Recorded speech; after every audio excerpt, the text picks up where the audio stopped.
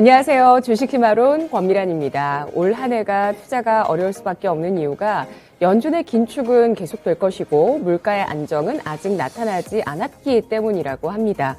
하이투자증권은 공급망 문제가 해소되지 않고 있고 인력 문제가 물가 안정을 어렵게 하고 있다고 진단하고 있는데요. 하지만 코로나는 봄이 찾아오고 또 화이자의 경부용 치료제가 보급되면서 영향력이 약화될 것으로 예상을 했습니다. 2분기에는 미국 CPI 소비자 물가 지수가 역기저 구간에 들어가게 되고요. 또 중국의 PPI 생산자 물가 지수는 2분기에 안정세를 보이기 시작할 것이라고 예상을 하고 있는데요.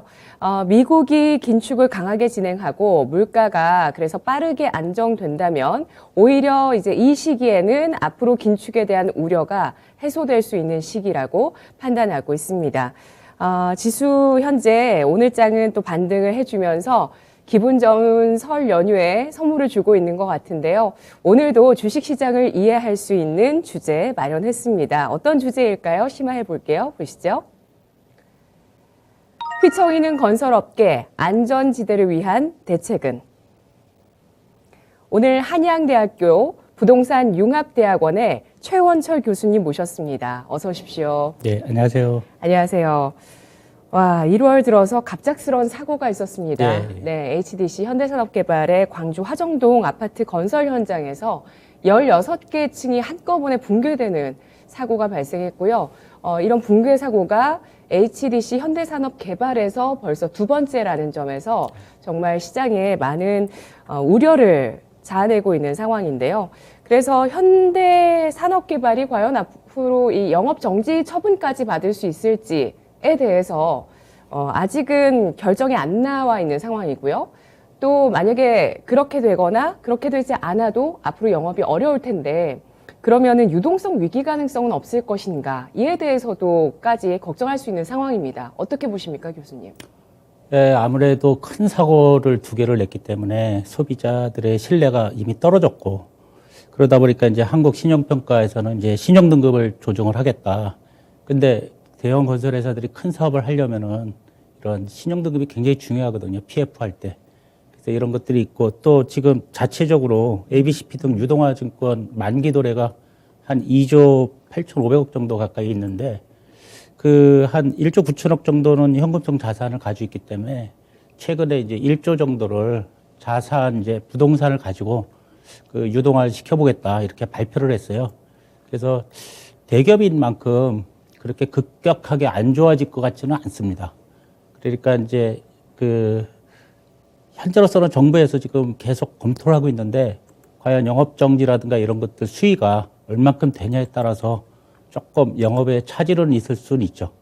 예, 근데 우리나라 대기업들이 워낙 큰 사업들이나 재개발, 재건축 사업을 많이 하기 때문에 또 이게 소비자들하고 또 직결이 되거든요. 그래서 쉽게 그렇게 영업정지를 장기간 하지는 못할 것 같고 아마 그래도 이제 중대재해처벌법이 시작이 된 이후에 아마 좀 사례로 나오지 않을까.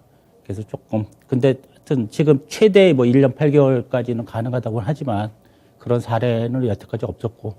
그래서 제가 보기에는 좀 많이 감해지지 않을까. 이렇게 보입니다. 네. 그래도 영업 정지를 받을 가능성은 있다고 보시는 건가요? 영업 정지를 하게 되면은 다시 또 가처분 신청을 하죠. 또 그 가처분 신청하는 기간 동안에 여러 가지 정황이 나올 거고. 네. 예. 그 기존에 이제 대형 건설 회사들이 대부분 다 그렇게 해가지고 영업 정지를 다 면했던 사례들이 워낙 많기 때문에 일부 이제 공공부사 같은 경우는 이제 좀 발주 제한을 받을 수는 있지만 뭐 민간까지 제한되지는 않을 걸로 보입니다. 네. 그리고 현금성 자산이 1조 9천억 원이 있기 때문에 어쨌든 만기 도래하는 이런 채권들이나 뭐 유동성 위기 가능성이 있는 내용들은 크게 부각될 가능성은 적다고 보시는 건가요? 그렇죠. 그러니까 지금 대형 그룹사이기 때문에 쉽게 네. 말해서 쉽게 흔들리지는 않거든요. 예. 근데 이제 또 자체 부동산 보유하는 걸 가지고 유동화 시키겠다고 엊그제 발표를 했거든요. 1조 정도 유동을 한다. 그러니까 대기업인 만큼 그렇게 크게 흔들릴 걸로 보이지는 않습니다. 다만 이제 재개발 재건축 수주할 때 요번에 이제 광주 화정 아이파크 사고가 나니까 기존에 이제 수주를 했던 곳도 이제 다시 생각해 보겠다. 그 다음에 현재 또 수주 진행하는데도 우리는 솔직히 아이파크를 잘 못 믿겠다. 이런 분위기가 있는 거는 확실하죠.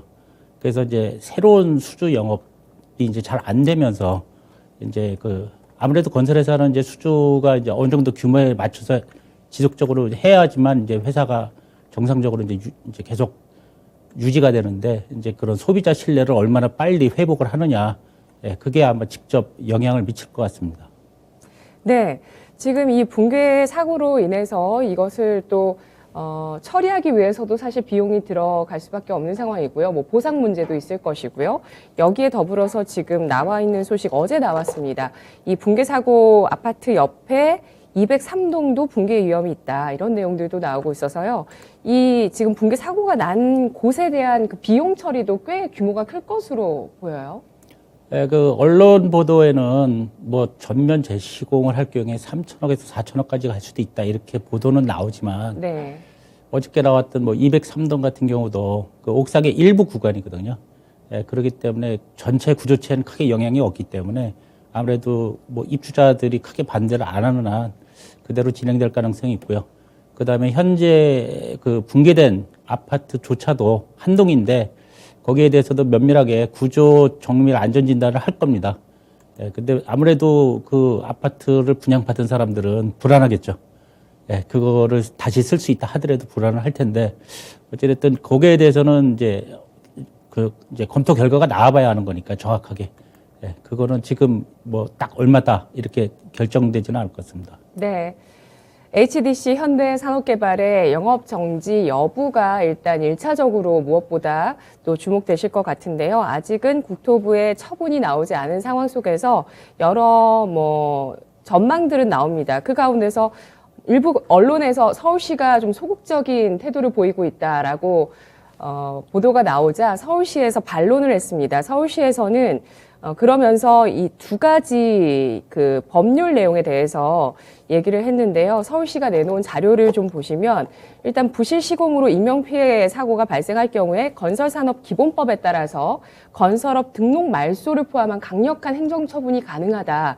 그런데 시행령을 보면 시행령 제80조에 고의나 과실로 건설공사를 부실하게 시공해서 시설물의 구조상 주요 부분에 중대한 손괴를 야기해서 공중의 위험을 발생한 경우에는 영업 정지 기간을 1년으로 규정하고 있다라고 얘기를 하면서 사실 이렇게 위험에 빠뜨린 많은 사람을 위험에 빠뜨리고 불안하게 하는 이 내용에 대해서 건설업의 등록 말소도 사실 법령상 가능하지만 시행령이 막고 있기 때문에 영업 정지 처분 1년으로 이렇게 막고 있기 때문에 이 법률을 수정해야 되는 것이고 우리는 서울시는 국토부의 처분을 기다리겠다 이렇게 밝혔습니다.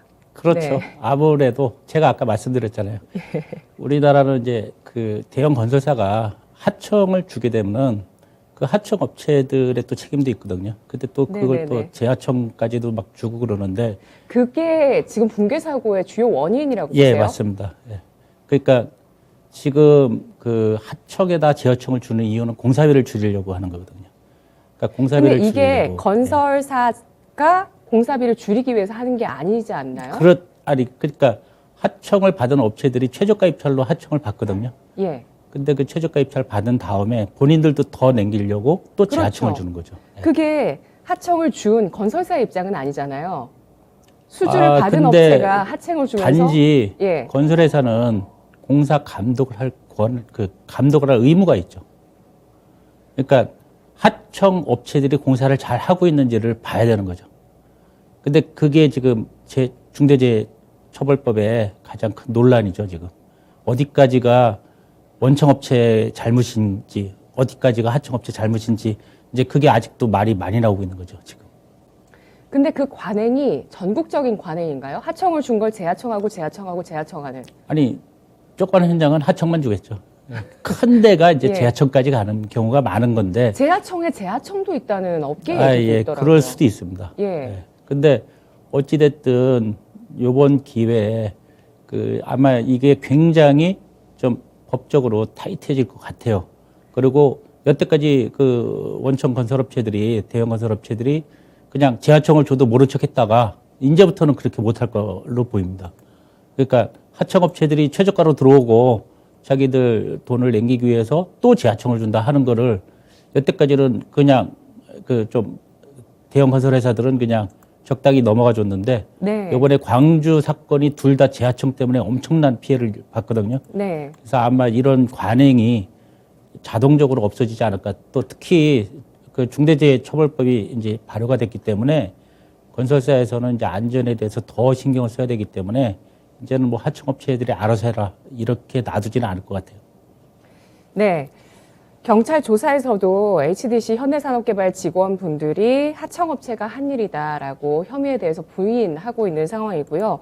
이런 관행이 이번을 계기로 해서 달라져야 하는데 그렇게 쉽게 달라질 수 있는 문제일까라는 생각도 사실은 듭니다. 이게 뭐 방송 내용이긴 하지만 저는 주변에 이제 업계 얘기를 좀 들어보면서 들었던 생각이에요. 이렇게 얘기를 하시더라고요. 삼성 레미안은 광주 지역에 레미안 아파트를 짓지 않는다. 네. 그 이유가 그곳에 너무 재하청이 많기 때문에 안전에 대해서 우리가 책임질 수 없는 그런 손 쓸 수 없는 상황이기 때문에 그곳에 우리 아파트를 짓지 않겠다라고 하는 그런 얘기까지 저는 사실 들었어요. 근데 레미안은 네. 원래 지방에 안 짓기로 유명하거든요. 예, 서울의 고급 아파트라는 이미지를 유지하기 위해서 예. 예, 지방에는 레미안 거의 없습니다.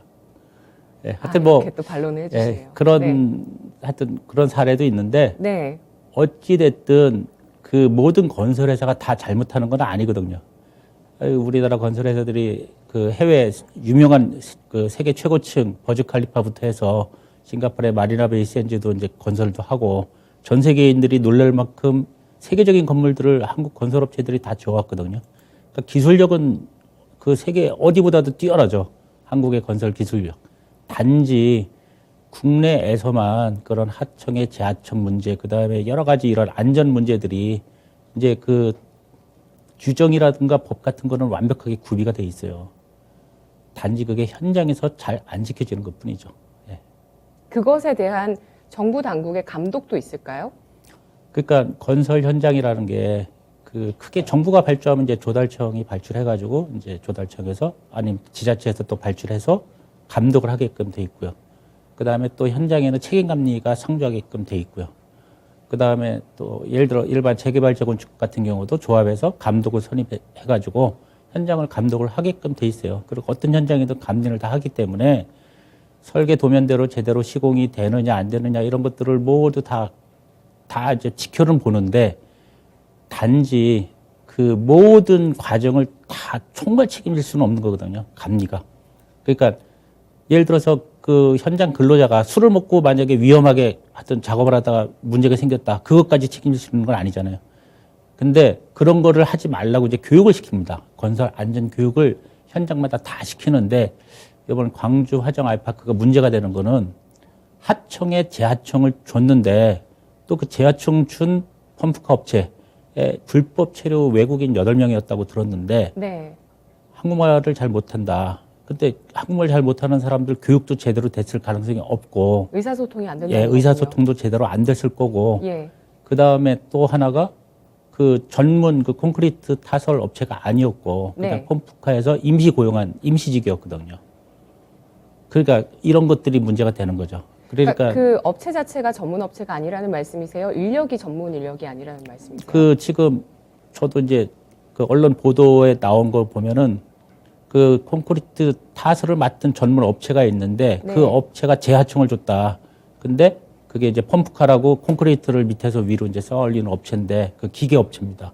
근데 거기서 고용한 사람들 8명을 재하청을 줘서 일을 시켰다. 이렇게 나오거든요. 그러면은 분명히 제대로 된 교육을 받았을 가능성이 별로 없다는 거죠.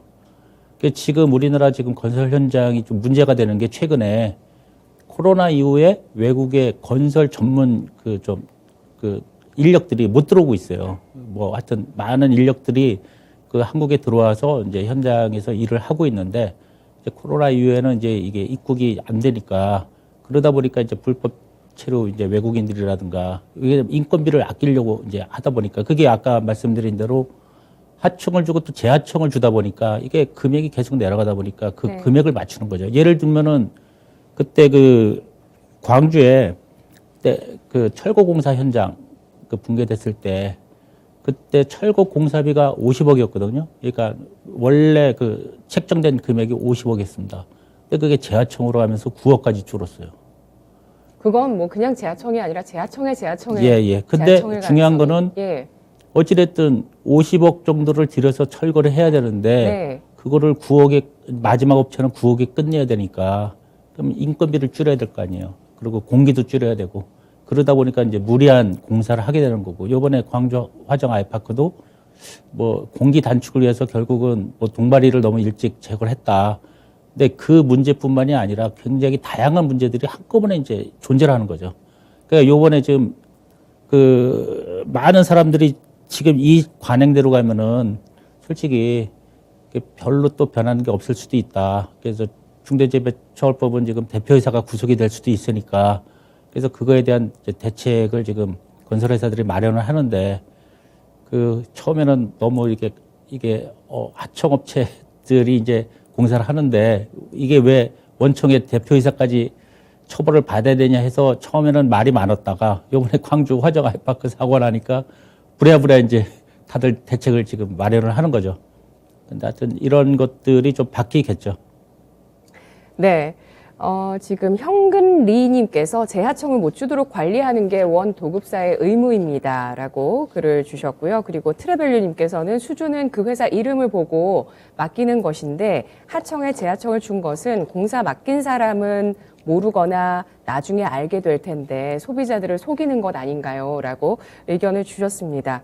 그러니까 이렇게 하청을 받아서 재하청을 주게 되면 사실 하청받은 업체는 아무 일도 하지 않고 그런 몇억 원의 돈을 사실 남기는 거거든요. 이런 관행들을 바꿔야 되는 그런 계기가 돼야 됩니다. 그리고 아까 불법 체류 외국인 말씀도 해주셨는데요. 사실 뭐 외국인 노동자를 비하하고 싶은 마음은 없지만 워낙 한국 분들께서 또 일을 야무지게 잘하시는 그 국민성이 있다고 해야 될까요? 그래서 사실 저도 새 아파트에 들어가고 나면 공사를 하잖아요. 잘못된 것들을 찝어서 이거 다시 공사해 주세요 이렇게 신청을 하는데 타일이 그렇게 잘 안 된 아파트들이 있어서 맞습니다. 타일도 정말 전문가분이 하셔야 제대로 되고요. 배수도 잘 되고 그렇지 않는 경우는 엉망이더라고요. 지금 타일공이 가장 구하기 힘들고요. 가장 그렇군요. 비쌉니다. 어쩐지 제가 정확하게 집었네요. 예, 맞습니다. 예, 지금 타일공 구하기가 하늘의 별 따기고요. 그러다 보니까 금액도 굉장히 많이 올라갔고요. 그래서 요새는 그 뭐 UBR이라고 그래가지고 그냥 하루 만에 요새 뭐 홈쇼핑 보면은 그 뭐 한샘이나 뭐 이런 데서 하루 만에 욕실을 바꿔드립니다 이렇게 나오잖아요. 그러니까 그걸 타일을 붙이는 게 아니고요. 그냥 한꺼번에 붙이는 거죠. 네, 그렇습니다. 자, 그러면 이제 이 얘기는 여기까지 해보도록 하고요. 주택 품질을 위해서 후분양제를 도입해야 된다는 의견도 나오고 있습니다. 안전 이슈의 해법이 될 수 있을 거라고 보시나요? 그렇지 않다고 보시나요? 후분양은 안전 때문에 하는 건 아니거든요. 뭐 때문에 후분양을 예를 들어서 할까요? 선분양을 하면은 그러면 아까 재개발 재건축 같은 경우는 감독을 선정을 해가지고 그 설계대로 공사가 잘 되고 있는지 뭐 문제가 없는지 이렇게 계속 감독을 하잖아요. 반대로 후분양을 하면은 건설회사가 알아서 다 짓고 이번에 광주 화정 아이파크가 만약에 후분양이었다. 그럼 만약에 일부 무너진 구간을 그냥 대충 보강을 하고 다 마무리를 했다. 그러면 후분양 받는 사람들은 전혀 모르죠. 그러니까 후분양이라는 거는 그 주로 이제 외국에서 대부분 다 후분양을 하거든요. 그거는 주택 금융이 발달돼 있기 때문에 대부분은 다 건설사가 PF를 받아서 다 준공을 하고 이제 후분양을 하는데 또 완전히 후분양을 하는 게 아니라 동남아 같은 경우는 뭐 땅을 파면은 뭐 10% 분양을 하고 또 1층을 또 골조가 되면은 또 10% 이렇게 해서 계속 공정별로 이렇게 분양을 해 나가요. 그러면은 이제 먼저 받은 사람들은 좀 싸게 분양을 받고 뭐 나중에 받은 사람들은 이자까지 해서 좀 비싸게 분양을 들어오고. 근데 우리나라만 땅 파기도 전에 100% 분양을 끝내버리거든요. 근데 이제부터는 이제 절대로 조심해야 될 일들 하나가 요번에 이제 광주 화정 아이파크 때문에 이게 조합이든 아니면은 내가 입주자 대표든 건설 현장이 제대로 가고 있는지 이제는 제대로 감독을 해야겠다 하는 게 지금부터 아마 생길 겁니다. 근데 단지 후보작을 했다고 그래서 건설 안전이 담보가 된다. 그거는 전혀 아니죠. 네, 무슨 말씀이신지 알겠습니다. 예, 예. 후분양을 하는 그 외국의 사례 이유는 PF가 워낙 잘 발달되어 있어서 사실 어쩌면은 그 소비자에게 기회가 안 가는 걸 수도 있다고 볼 수 있는 거죠. 그렇죠? 그렇죠. 우리나라 예. 같은 경우는 6.25 이후에 워낙 그 도시화가 이제 거의 이제 파괴가 됐고 급하게 일기 신도시를 이제 급하게 짓다 보니까 네. 근데 금융 자체도 우리나라가 굉장히 못 살았잖아요. 근데 아무것도 없는 상태에서 어쨌든 그 분양 받는다는 건 어떻게 보면 투자를 하는 건데 그건 그래도 좀 저가에서 우리가 분양을 받는 투자를 할 수 있는 기회가 될 수도 있는 거잖아요. 그렇죠. 근데 예. 최근에는 비싸게 분양도 하지 않습니까? 그렇죠. 강남. 워낙 가격이 다들 많이 올라가니까 예. 거기에 맞춰줘서 그렇습니다. 건설 현장의 안전에 대한 문제가 더욱더 크게 부각이 되고 있는데요.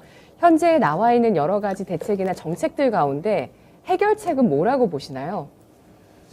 아까도 말씀드렸듯이 우리나라는 산업안전보건법이라든가 건설기술진흥법 뭐 이런 거에 의해서 책임준공이라든가 이런 제도는 굉장히 잘 돼 있어요. 그 다음에 국내 건설 기술자들은 사고를 잘 안 내는 이유가 그 건설 안전 교육을 받았다는 이수증이 있어야 현장에서 채용을 하거든요. 그러니까 대부분 다 안전 교육을 잘 받았어요. 그러니까 실제로는 지금 현장에 이렇게 특별한 경우 아니면은 사고가 많이 안 나거든요. 그러니까 국내 그 업체들은. 그러니까 이미 그런 것들은 어느 정도 돼 있는데 아까 말씀드렸듯이 지금 급격하게 건설 비용이 오르다 보니까 인건비를 줄이려고 이제 외국 인력들을 이제 이제 활용을 하는 거죠, 지금. 특히 이제 중국에서 가장 많이 오고 동남아 쪽에서도 이제 많이 오는데 언어적인 문제라든가 여러 가지 이런 문제들이 좀 있어요. 그러니까 체계적으로 이제 교육을 해야 되고 그다음에 이제 대형 건설 회사들은 굉장히 철저하게 안전 교육을 합니다. 예, 그 현장 소장 이하 전 직원들 안전 교육 철저히 하고요. 그다음에 하청 업체한테도 이제 건설 회사들이 이제 어느 정도 안전 규정이라든가 이런 걸 교육을 시켜 줍니다. 단지 아까 말씀드린 대로 하청에 재하청 들어가면서 그런 것들이 이제 제대로 이루어지지 않는 거죠. 예, 대형 원청 건설업체들이 재하청 업체들까지 교육시킬 수는 없으니까. 근데 우리가 선진국, 미국이나 뭐 일본이나 유럽을 가보면은 뭐 굉장히 이렇게 일하시는 분들 보면은 이렇게 아주 FM대로 일을 하는 것처럼 보여요. 그러니까 습관이 되는 거죠. 조금이라도 이렇게 조금 대충 하면은 바로 그게 위에 감독관이나 이제 감리자들한테 적발이 되고 바로 쫓겨나거든요. 근데 우리는 그런 거를 적당히 봐준 적이 이제 좀 많았다는 거죠. 이제는 아마 그렇게는 못할 겁니다. 그래서 감독이나 감리나 아마 굉장히 철저하게 해야 될 거예요. 그래서 아마 요번 기회에 그러니까 법적인 거는 제가 보기에는 이미 그러니까 건설 안전에 대한 법은 완벽히가 돼 있는 거고 교육도 이제 어느 정도 수준까지 와 있어요. 단지 이제 이런 재하청 관행이라든가 외국인 인력 쓰는 거 이런 것들만 좀 바꿔준다면은 아마 충분히 그 안전은 좀 더 나아지지 않을까. 그리고 어찌됐든 중대재해처벌법이 시행이 됐기 때문에 네. 예, 앞으로는 신경을 더 많이 쓰시겠죠, 윗분들이. 네. 그러니까 책임을 지우는 거거든요. 그렇죠. 예. 그러니까, 발주하는 그 원청 회사의 대표에게 사실 책임을 지우는 거여서 경영인 연합회인가요? 뭐 이런 단체들에서는 사실 이 법을 시행하기 전에 반대도 굉장히 많이 했습니다. 중대재해처벌법 시행 결정이 나왔는데 그 전서부터 뭐 기사가 있었어요. 많이 있어서 지금 말씀드린 이 내용으로 제가 뉴스 보도를 했던 기억도 좀 나는데요. 근데 이제 산업 현장에서 어떤 재해가 발생할 경우에 그거에 대해서 그 책임을 지운다라는 거잖아요. 특히 대표이사에게 지우겠다라는 건데 이 법을 시행했을 때 앞으로의 영향력은 어떨까요? 이제 여태까지는 아까 얘기한 대로 하청업체가 한 일이다. 이렇게 대충 넘어가는 일이 많지 않아질 것 같아요. 쉽게 말해서 이제 원청사, 발주자들이 조금 더 건설 안전에 대해서 많은 신경을 쓰겠죠. 그러니까 여태까지 아까 말씀드린 대로 제도나 법이나 이런 것들은 완비가 돼 있고 현장에서 지켜야 되는데 이제 그런 것들이 이제 하청업체가 사고를 냈다. 이렇게 빠져나가는 경우는 이제 점점 줄어들 겁니다. 앞으로는 원청사들이 직접 이런 건설 안전에 대해서 굉장히 이제 관리 감독이 아마 강화가 될 걸로 보여요. 제가 보기에는. 네. 중대재해처벌법에 따르면은 재해가 크게 발생했을 때 어디까지 처분이 가능한가요? 아니, 아까 말씀드린 대로 네. 누가 잘못했냐에 따라서 대표이사까지도 처벌이 가능한데, 구속인가요? 예. 근데 단지 네. 지금 나오는 얘기는 대형 건설회사들은 그러니까 건설 안전 담당 임원을 정해서 그 사람이 대표이사 대신 구속당하면 된다. 근데 중견 건설업체들은 그럴 여유가 없죠. 그러니까 중견 건설업체들은 지금 대표이사 구속되면 회사가 망한다. 뭐 이렇게 지금 막 얘기들을 하고 있잖아요. 그러니까 그만큼 무서운 거죠. 근데 어찌됐든 반대들이 많이 있었는데 조금 문제가 있다. 지금 보완은 좀 해야겠죠. 보완은 해야 되는데 요번에 광주 화정 아이파크 때문에 더 이상 이제 목소리들이 많이 들어갔죠. 예. 네, 그래서 건설 현장 정말 안전이 가장 중요한 이 건설 현장에 건설사뿐만 아니라 분양을 받은 어떤 그 소비자들까지 앞으로 그 안전에 대한 문제에 더욱더 감독을 강화할 것이라고 전망을 해주셨는데요. 여기에 또 정부 차원에서 건설안전특별법 제정에 대해서 논의를 하고 있다고 합니다. 건설업계에는 이렇게 비용 부담도 점점 높아지고 작년 하반기에 관련한 그 자재들의 가격이 진짜 많이 올랐고 정말 실제로 주변에 주택 짓는 분들 본인이 지어보시면 가격이 너무 뛰었다고들 얘기 많이 하시거든요. 이렇게 인플레이션 여파도 있는데 이런 규제의 법까지 제정이 된다면 경영이 좀 위축될 수 있을까요? 네, 최근에 언론 보도를 보면은 작년에는 이제 중국에서 경기가 회복이 되니까 철근 수출을 중단을 시켰습니다. 근데 우리나라 철근의 절반이 중국에서 수입이 되거든요. 그러면 한국에서 파는 거에 거의 절반 가격이기 때문에 이제 그걸로 견적을 받았다가 이제 철근이 안 들어오면은 이제 비싼 철근을 써야 되니까 이제 그런 거를 단가를 낮추기 위해서 이제 여러 가지 편법을 동원을 하겠죠. 그 다음에 지금 콘크리트도 요번에 얼마나 중요한지 이제 그 굉장히 많은 분들이 알게 됐는데 네. 어저께 뉴스에 보면은 또 일부 업체들이 절대로 쓰면 안 되는 모래를 섞어가지고 좀 문제가 됐다 이런 얘기들도 나오고 있고 또 시멘트 지금 업체들이 18% 인상을 하겠다 이미 발표를 했고 근데 분양가나 공사비는 결정이 돼 있잖아요. 그러니까 공사비가 결정이 돼 있는데 거기다 또 안전까지 해서 안전 관련된 비용이 지금 올라가야 되는 상황이거든요. 그래서 건설안전특별법 자체가 건설 안전 관련된 이제 교육 비용이라든가 안전 용품들이 있습니다. 네, 그런 것들을 이제 제때 지급을 하고 그거에 대해서 또 공기도 준수해야 된다. 그러니까 뭐 시간이 좀 늦어졌다 그래가지고 요번 사고 난 것처럼 막 무조건 막 밀어붙여서 공기를 맞추는 이런 것도 이제 못하게 이제 다 막아야 된다. 이렇게 얘기들을 하고 있는 거죠, 지금. 근데 실제로는 어찌됐든 건설 공기가 늘어지거나 이런 안전 관련된 규정이 강화가 되면은 비용이 늘어나거든요. 근데 분양가는 딱 정해져 있는 거고. 아까 말씀드린 대로 우리는 선분양을 하잖아요. 선분양 해놓고 그다음에 그러면 이제 분양가가 정해져 있는 상태에서 공사를 이제 시작을 하는 거거든요.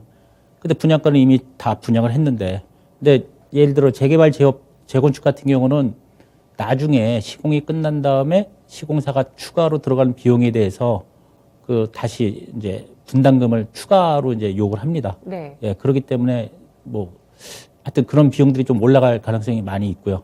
근데 일반 분양분 같은 경우는 뭐 좀 그런 것들이 좀 쉽지 않으니까 아마 앞으로 좀 이런 비용에 대해서 아마 미리 네. 좀 다 이제 분양가에 포함을 시키는 분양가가 좀 올라가는 효과는 있겠죠. 네. 지금 그 얘기 하려고 했어요. 분양가 올라가는 소리가 들리네요라고 말씀드리려고 예, 많이 했는데 올라갈 것 같습니다. 예, 거기에 이제 금리 인상까지 있고 그 대출 규제도 있다 보니까 분양 시장도 정말 많이 얼어붙겠다라는 생각도 함께 듭니다. 자, 이러면서 HDC 현대산업개발의 이런 사고로 인해서 투자 심리가 많이 위축되면서 오늘 현대 엔지니어링의 상장 철회 그 신고서 제출 소식이 나왔습니다. 공모를 철회한 것인데요.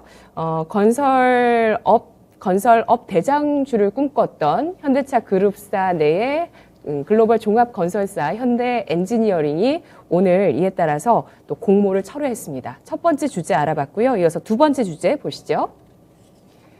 2022 대선 부동산 공약 분석 및 진단.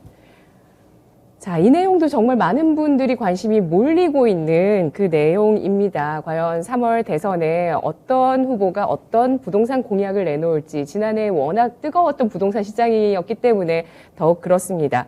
주택 공급의 필요성이 크게 부각이 되면서 공약에도 이게 적극적으로 반영이 되고 있는 상황인데요. 실현 가능성 있을까요?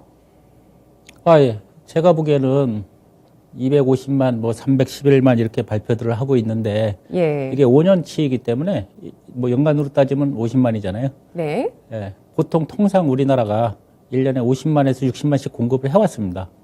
예, 근데 거기에 이제 추가로 이제 어떻게든 더 해보겠다 이렇게 지금 발표를 한 건데 단지 지금은 부동산 시장이 뜨거웠었기 때문에 그러니까 부동산 공급이 제대로 안 돼가지고 부동산 가격이 폭등을 했다.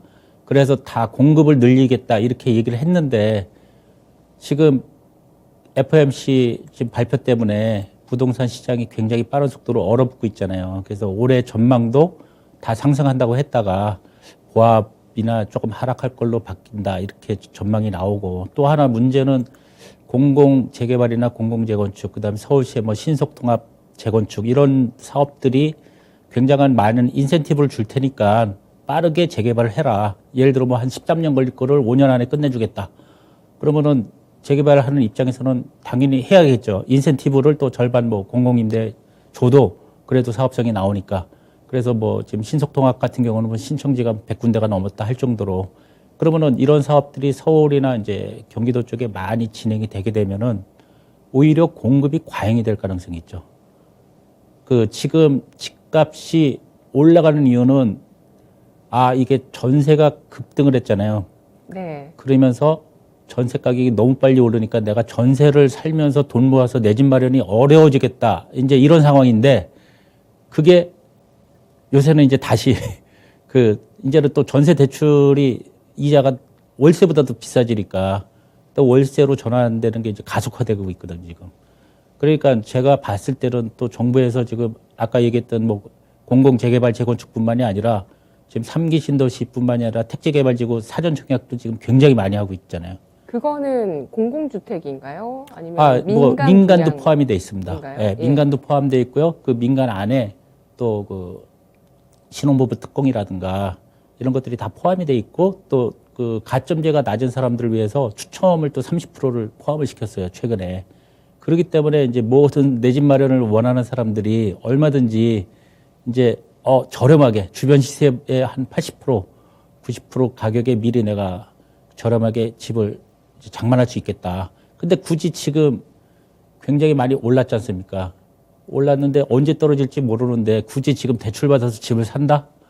그러면은 언제 떨어질지 모르면은 후회할 거 아닙니까? 지금 그렇지 않아도 영끌하고 비투했던 분들이 내 집 마련하신 분들이 지금 다들 놀래고 있다. 대출이자도 지금 이제 급증을 하고. 그래서 제가 보기에는 지금 발표한 내용들 정도는 충분히 소화는 되는데 반대로 오히려 주택 공급이 과잉이 돼가지고 주택 가격이 만약에 떨어지게 되면은 오히려 그 분양을 안 받으려고 그러겠죠. 그럼 굳이 이제 공급은 안 하겠죠. 단지 네. 그럼 시장 논리에 따라서 이런 공약의 목표와는 또 다르게 바뀔 수도 있다는 말씀을 그렇죠. 하시는 거네요. 예. 예. 맞습니다. 그러면 후보별로 지금 공약으로 내건 그 주택 공급 정책에서 그 정책의 그 공약에 포인트가 있다면 뭐가 있을까요? 이재명 후보, 윤석열 후보, 안철수 후보. 이재명 후보 같은 경우는 이제 311만 가구를 이제 공급하겠다고 며칠 전에 발표를 했죠. 네. 기존 정부 계획안이 이제 206만 호였는데 48만 호 서울에 추가하고 경기 인천도 28만 호 추가하겠다. 비수도권도 이제 29만 호를 추가하겠다 해서 추가를 했어요. 근데 대부분 이 공급하겠다는 물량의 약 80%를 공공으로 이제 해서 빠르게 공급을 하겠다 이렇게 발표를 한 겁니다. 그게 공공으로 이제 하겠다는데 이제 이번에 또 추가된 데가 이제 대부분 뭐 김포항 주변에 8만, 뭐 용산공원 주변에 한 10만 정도, 그다음에 뭐 1호선 지하화로 뭐 8만 정도 이렇게 발표를 하셨는데 다 가능은 합니다. 그러니까 제가 보기에는 그 얼만큼 이제 제도 개선하고 주민들을 빨리빨리 설득을 하냐, 얼마나 빨리 참여를 하냐에 따라서 다 가능합니다. 왜냐하면 다 인센티브를 주는 거예요. 그러니까 제가 그 이사대책 만들 때 그 국회의원들 교육을 좀 했는데 그때 건폐율 용적률, 그다음 용도 용적지구라는 거를 바꿔야 된다. 그렇지 않으면 그 사업성이 안 나오니까 공급이 안 된다. 그래서 대거 지금 굉장히 많이 바뀌었어요. 역세권 같은 경우는 지금 250% 용적률을 700%까지 올려줬거든요.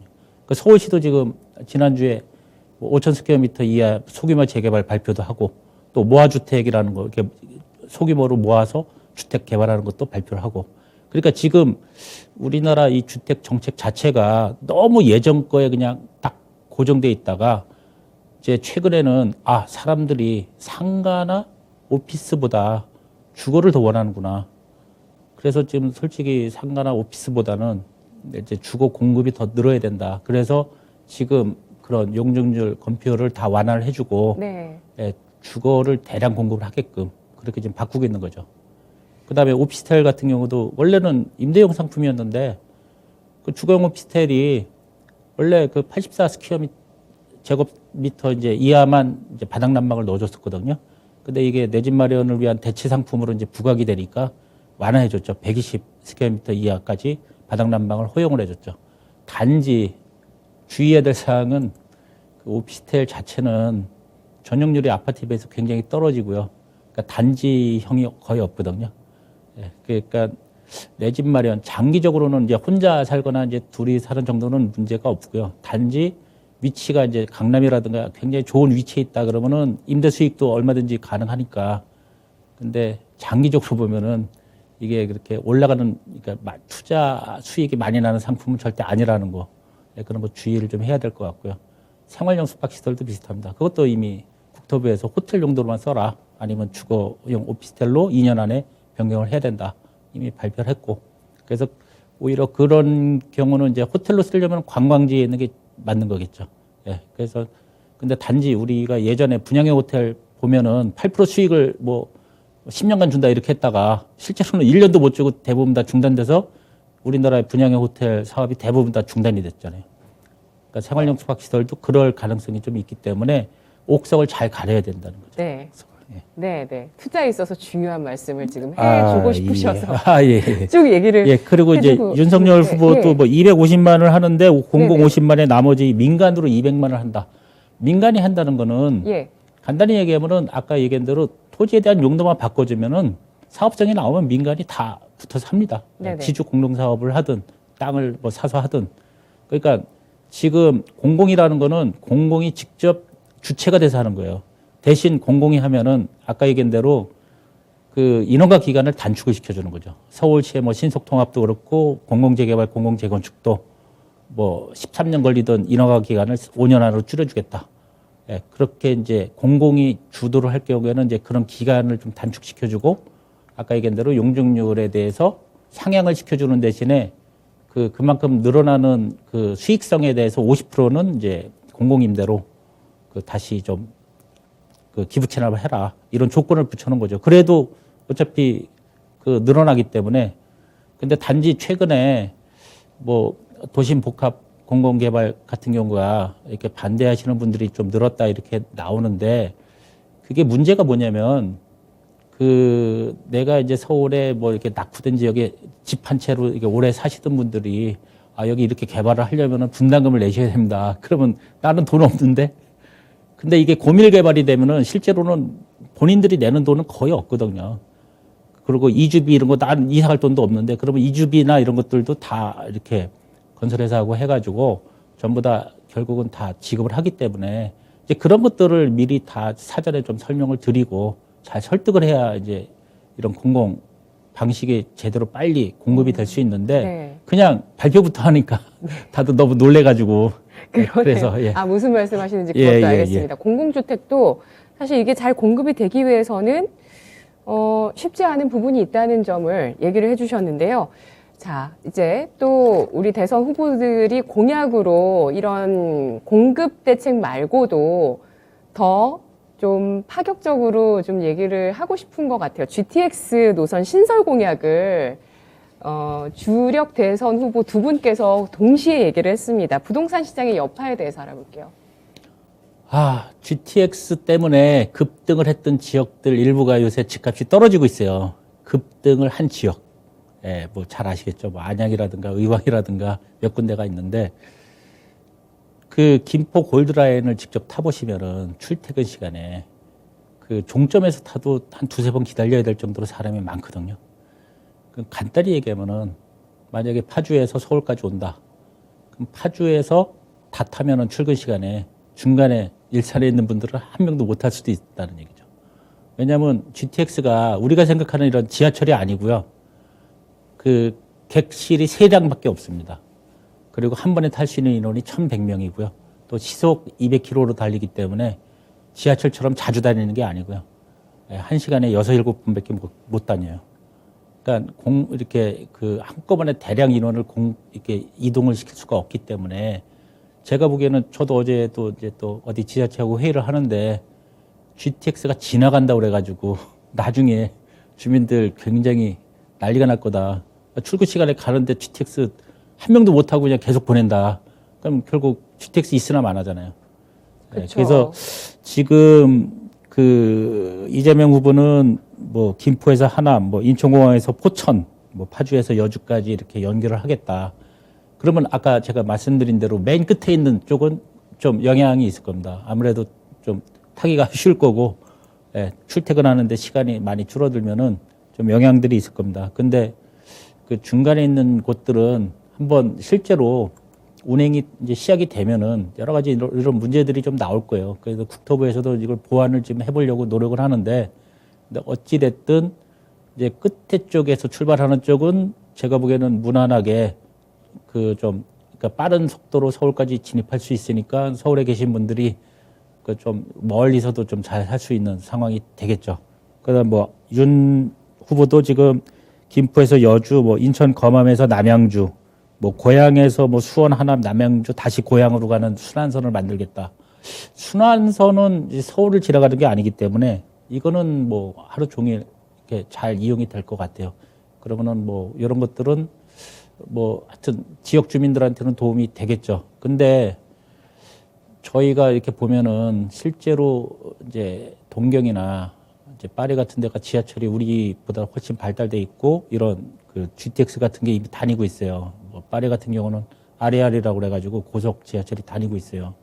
근데 아까도 얘기했지만 대부분 이걸 이용하시는 분들은 출퇴근하시는 분들입니다. 그러니까 출퇴근 이외 시간에는 이용자가 많지 않다는 거죠. 네, 이제 그런 문제들이 있기 때문에 네. 이제 그런 것도 다 고민을 좀 해봐야 됩니다. 그리고 네. 노선을 뭐 만든다고 해서 능사만은 아니라는 그렇죠. 말씀이시네요. 그리고 네. GTX뿐만이 아니고 그 지금 LH 연구원의 보고서를 보면은 우리나라가 2027년에 완전 자율주행차를 세계 최초로 상용화한다. 지금도 뭐 국토부에서 계속 지금 테스트도 하고 있고 버스도 자율주행 다니고 있고. 근데 자율주행이 상용화가 되면은 아파트 주차장이 한 60%는 빌 거다. 그러니까 내가 필요할 때 아무 때나 휴대폰으로 스마트폰으로 차를 부르면 오기 때문에 굳이 내가 차를 가지고 있을 필요가 없다. 예, 그런 시대가 이제 조만간에 올 거다. 근데 제가 봐도 이런 것들, 이런 새로운 문물들이 굉장히 빠른 속도로 들어올 겁니다. 그게 GTX와 무슨 관계가 있을까요? 그러니까 지자체에 있다 하더라도 그러니까 도로가 원활해지는 거죠. 출퇴근 시간에. 그러니까 차량 자체가 줄면은. 그 다음에 또 하나 요새 많이 나오죠. 어제도 롯데에서 발표했는데 UAM 그 드론 택시라고 하는 건데 네. 이미 발표를 했죠. 선진국은 2023년입니다. 내년부터 상용화를 시킵니다. 근데 우리는 그 조금 늦었죠. 그 법제화가 안 된 거예요. 법제화가 안 된 거고 이미 개발은 끝났고 현대자동차가 이미 지금 국내에 들어온 게 우버에서 지금 2조 4천억 주고 사왔는데 그건 뭐 나사하고 같이 공동 개발했던 거고 이미 완성 단계고 대한항공도 지금 참여를 하고 있고 한화에서도 참여하고 있고 어제 롯데에서도 이 UAM 사업이 앞으로 잘 될 거다. 근데 우리나라 같은 경우에 만약에 UAM이 다닌다. 그러면은 강남에 계신 분들, 은퇴하신 분들이 굳이 강남에 있을 이유가 없죠. 가평이나 청평, 물 좋고 산 좋고 공기 좋은 데서 근사한 그림 같은 집 짓고 그리고 강남에 오실 때는 UAM 타고 10분이면 날라오거든요. 근데 그게 불과 앞으로 5년, 10년 안에 이제 상용화 된다는 거죠. 그러면은 그 여러 가지가 현황이 달라질 거라는 거예요. 부동산 시장 전반적으로. 네. 예. 그게 현실화 된다고 생각을 하시네요. 예. 아니, 이미 서울시에서 재작년 11월 달에 여기 여의도에서 테스트 했고, 예. 그리고 공식적으로 발표했잖아요. 그 김포공항에서 인천공항, 그 다음에 여의도에서 인천, 잠실에서 인천은 2025년부터 운행을 시작을 합니다. 근데 중국에서는 이미 개발이 끝나가지고 소방용이나 의료용은 이미 다 쓰고 있어요. 그래서 저도 지금 정부 쪽에 의료용이나 소방용은 지금 빨리 해야 된다. 왜냐하면 요번에 아파트 공사 30층짜리인가에서 불이 났는데 우리나라 소방차 사다리가 17층까지밖에 못 가요.